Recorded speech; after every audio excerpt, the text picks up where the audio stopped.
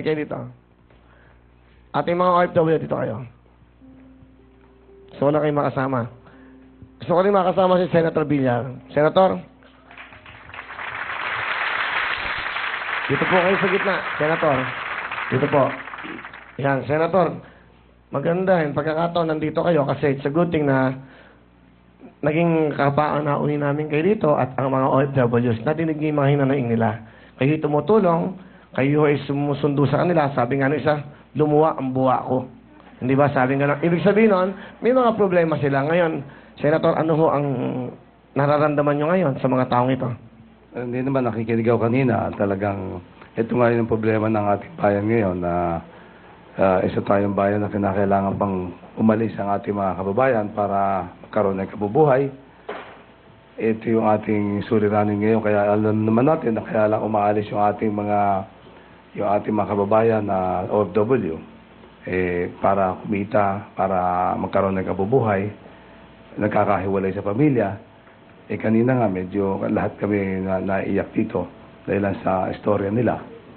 Pero napakarami willing ganyan na nakakasalubong ko, nakikita ko halos araw-araw.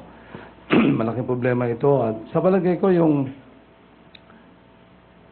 dapat pangarapin ng sino man na mamumuno yung isang bayan na hindi na kailangan umalis. Yung mga kababayan natin para kumita, para makatulong, para hindi na nagkakahiwalay-hiwalay ang mga Pilipino. Nagkakahiwalay po dahil hirap ng buhay sa ating bansa. Ano kaya sa tingin nyo ang dapat gawin ng mga taong ito? Lumalayo sa pamilya. At the same time, ano sa tingin nyo po ang isang paraan dito? Yung ating mga OFWs ay matulungan talaga. Sa akin, dalawang bagay. Una-una yun, nangangailangan muna ngayon. Ito yung tinatawagan natin na pangmabilisang tulong. Kasi marami na talaga tayo mga OFW sa labas ng bansa na hindi makabalik dito, na naagrabyado. Yung iba nga ay naabuso, yung iba ay hindi nabibigyan ng sweldo, pero hindi natin matulungan. Kaya yung habang hindi pa tayo nakakagawa ng isang bansa na hindi na sila kailangan umalis, dapat siguraduhin natin na lahat ng mga magkakaproblema ay matutulungan natin, mapapauwi natin, yung mapapagamot natin, yung laki na naitutulong nila sa ating bansa, hindi natin natutugunan. Hindi natin nabibigyan ng sapat na atensyon, na hindi natin na bibigyan ng dapat na kapalit. Kawawa naman ang ating mga OFW. Okay, Senator, may tanong lang ako sa inyo. Ito, personal ko, Senator. Hindi kayo Senator ngayon, Mr. Villar. Kung sa mga tatakbong presidente, ano gusto nyo sabihin sa kanila? Anong payo nyo? At sino gusto nyo iboto?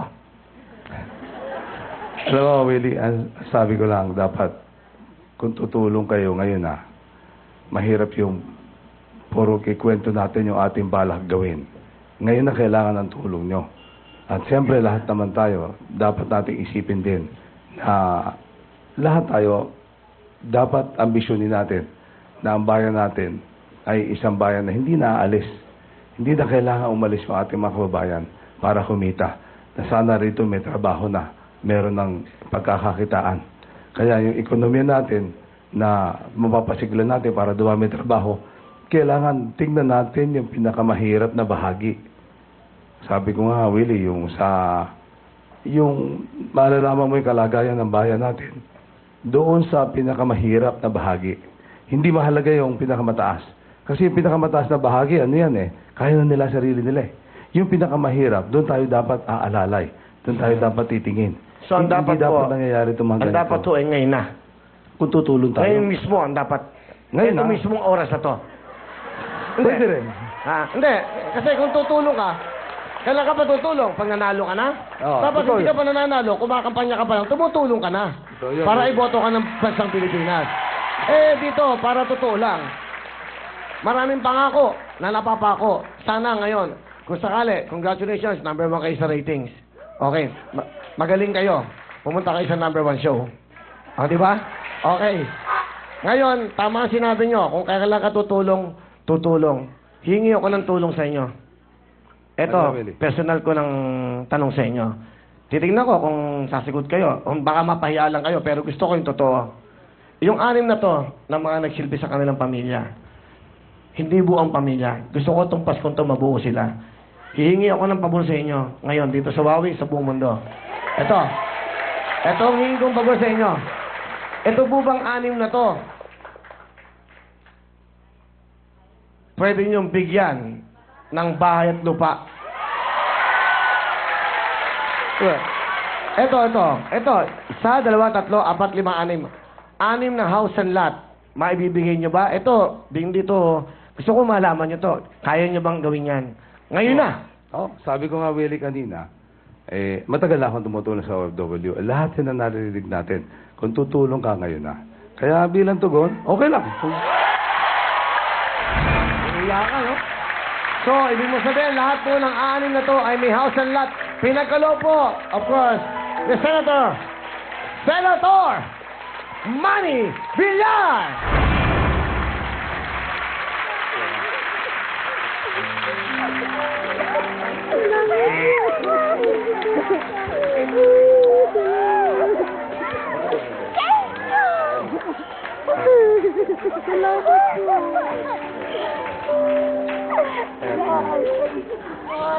Masaya kayo, masaya ang buong pamilya. Itong Pasko, magsasama-sama kayo.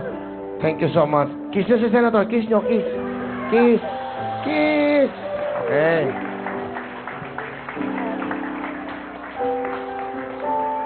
Yan. Sabi nyo, ngayon na, ora mismo, ngayon na, may house and lot na po. Ano to? Pinagkaloob po. Yan. Senator, thank you so much. At meron lang akong tanong sa inyo. Kayo ba? Dito kayo. Okay. Ano bang katangian ng isang lalaki na gusto niyo sa anak niyo?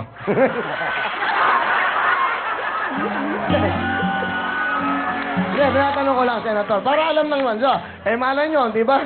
Magiging presidente kayo. Yung anak nyo, dapat may maging, kasama sa natutulong sa inyo. Di ba? Ano ba sa tingin nyo? Hindi ako nakikialam sa akin. Halika dito, Miss Camille. Halika. Total. Okay. Ayan, halika dito. Halika dito. Tulungan mo ang daddy mo. Halika na. Huwag ka ng position dyan, ha? Dito ka lang.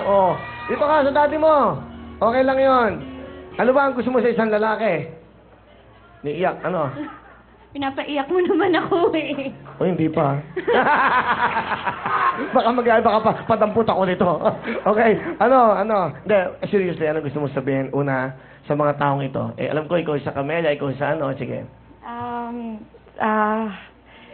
Hindi ko alam sasabihin ko pero alam niyo, idol ko kayong lahat. Napaka-brave niyo, napaka-tapang niyo. At naiisip ko kung ako ba yung nasa place niyo, kung nagawa ko yung mga nagawa niyo. So, wala lang, bilib lang po ako sa inyo. At natutuwa po ako na nakatulong po kami sa inyo. Ang ganda po. So, thank you. Okay. Alright, okay. Okay na, salamat, Senator. Hindi, sasabihin. Hindi, ito lang. Ba't kayo nagmamadali? Hindi. Nagmamadali kayo. Ba't parang ayaw nyo katabi? Parang ayaw nyo kung maging okay? Dali. Senator, gusto ko nang malaman nyo. Hindi akin to. Dito lang. Natakot ako. But anyway, ang dami nag-iyakan. Senator, bilib po kami sa inyo. Maraming salamat. Salamat din, Willie. At sabi nyo nga, ora mismo, tumutulong kayo. Mga kapamilya, ito po hindi politika. Ito po ay katotohanan. Napasaya ang mga OFW. Sana hindi lang silang 6 ang matulungan ng isang bilyar sa dating na panahon. Sana hindi lang sila ang mapasaya. Na bawat Pilipino, sino ka man, ano ka man, kung tatakbo ka, ngayon pa lang, magtrabaho ka na. Senator Manny Villar, Camille, at ang ating mga OFW!